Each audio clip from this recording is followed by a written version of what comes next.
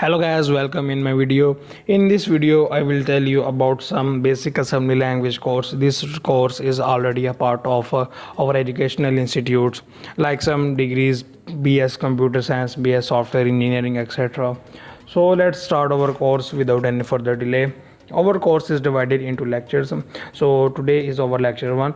Our lecture 1 is about introduction to assembly language plus computer architecture that we are going to discuss today.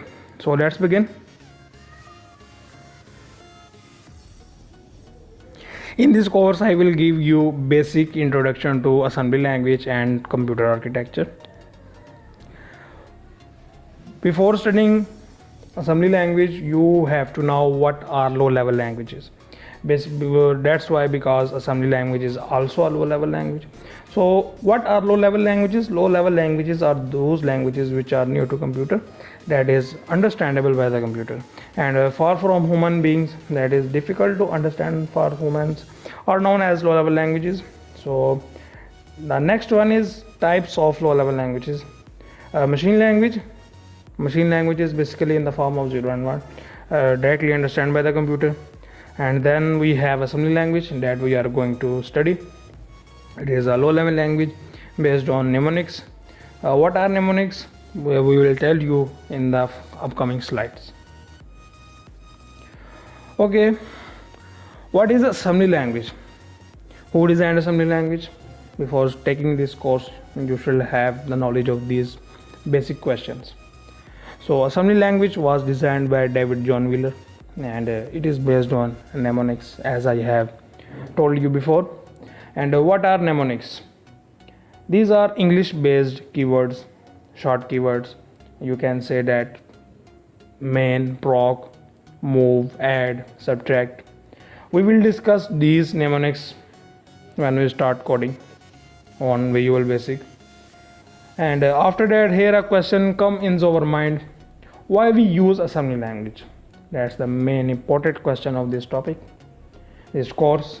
Before taking this course you should have to know why we use assembly language. The first one is to know the working of computer deeply, how computer works. And after that, hardware software interaction. A software directly interacts with the hardware with the help of coding. And then processing time optimized, direct interaction with the hardware with the help of software. We will use Visual Studio to interact with the hardware. And also while studying embedded programming, assembly language is used. Embedded programming is a part of our degrees, BS computer science, BS software engineering, BS IT. And you have to take assembly language as a base in embedded programming. Okay, how processing time is optimized? Here a major question.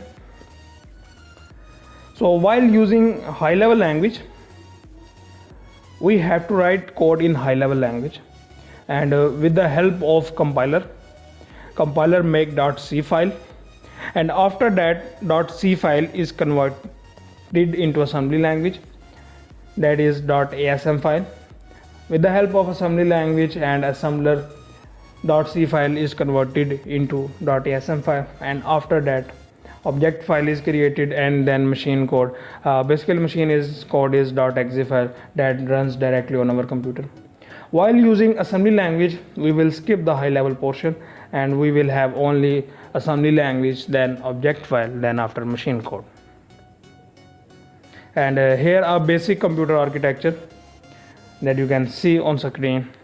The processor is attached with primary storage through system bus, and processor with the help of expansion bus, input output devices plus storage devices and different ports are connected with the processor and RAM. So that was the first lecture. Thanks for watching. Don't forget to subscribe and press the bell icon.